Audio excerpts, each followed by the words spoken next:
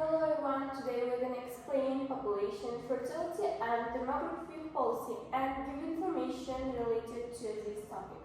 So let's start with population growth. What are the effects of population growth to the economy?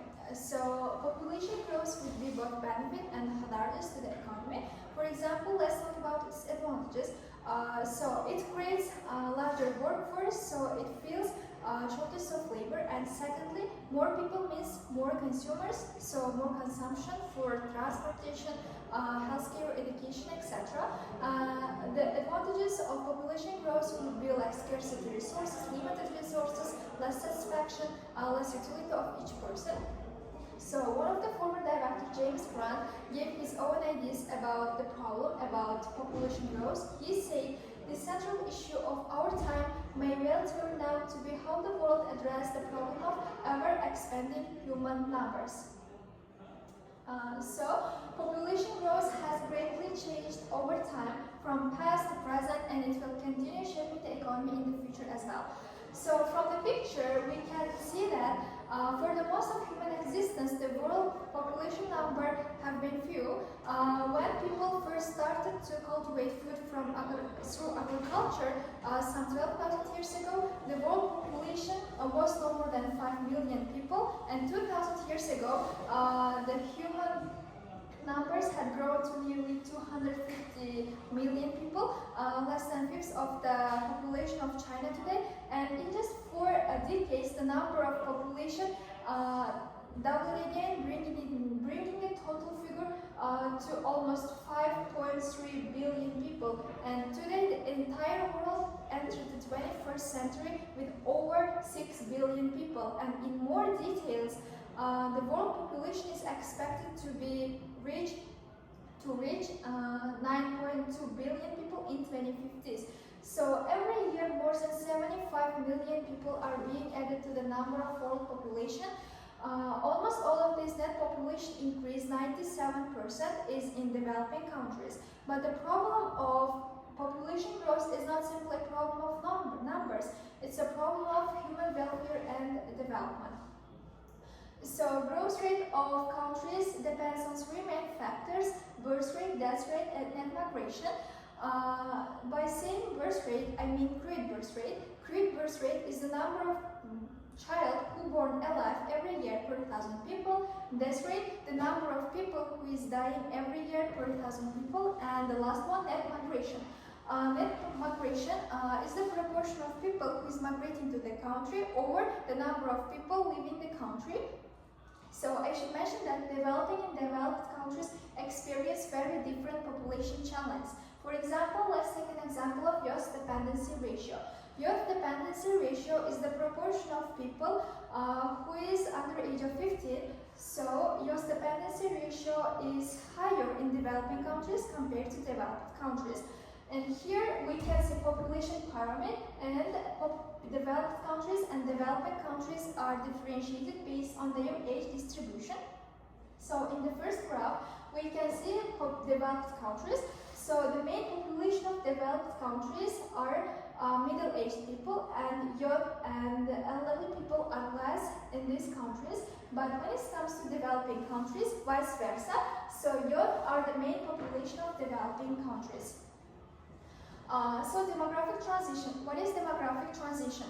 Demographic transition is a way to describe how a country's population changes over time as it develops both economically and socially, especially birth rates and death rates shift. So it is divided into 3 stages. The first stage, countries for centuries had stable or very slow growing population growth because of almost equal birth rates and death rates. And the second stage began when modernization is highly associated with better public health care, healthier diets, and higher incomes. And these developments led to a gradual reduction in mortality, I mean the number of death rates, and a rise in life expectancy. And the last stage, there will be reduction in both mortality and fertility, I mean in the number of birth rates and death rates. So this stage is especially expected to be seen in developed countries. For this kind of problems,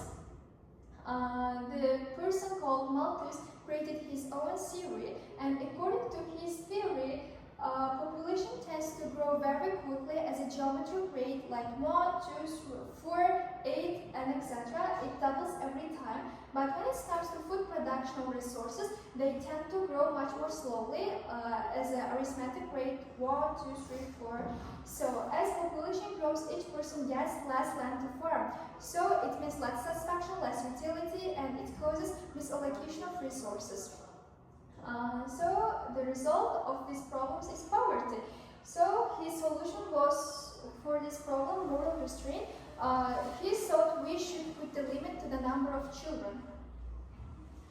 And we can say he was kind of 100% correct, because there were some factors that he didn't pay attention at all. So the factors were technological progress and per capita income.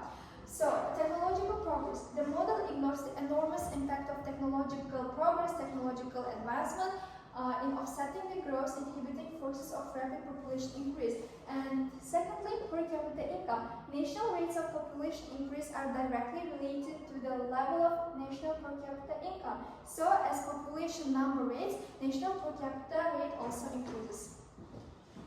Economists believe that having a child isn't just personal or emotional decision, it's also economic decision. People can decide how much food to buy or how much to save. They can also decide how many children they have based on the cost and benefits of having and raising children.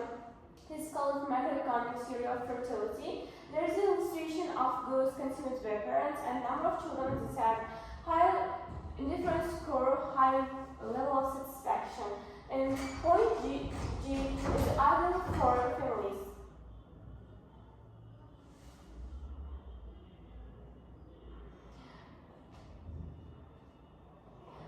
This is the demand for children equation. There is, you can see the elements of this equation.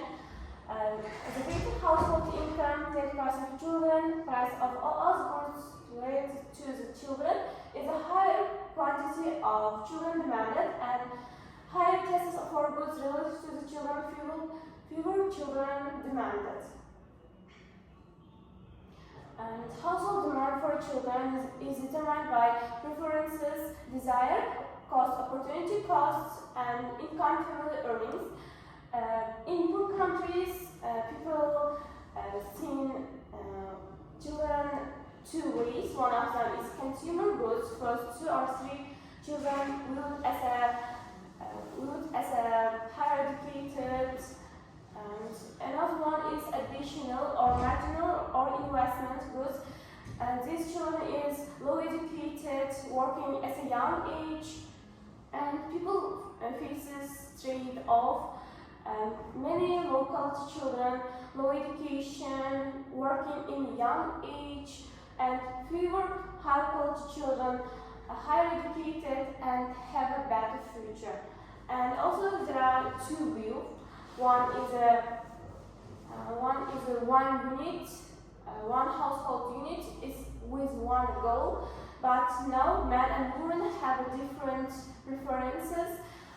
Men wanted more children than women.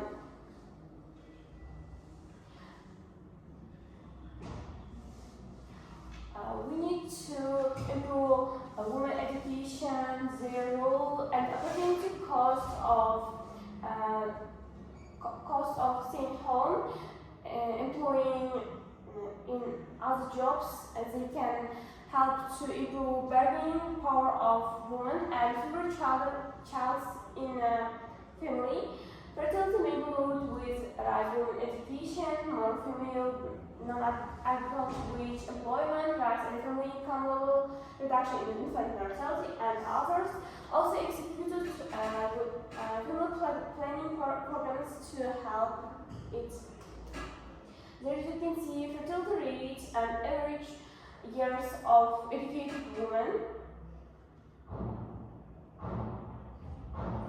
And there are some conflicting perspectives. One of them is that population growth isn't a real problem.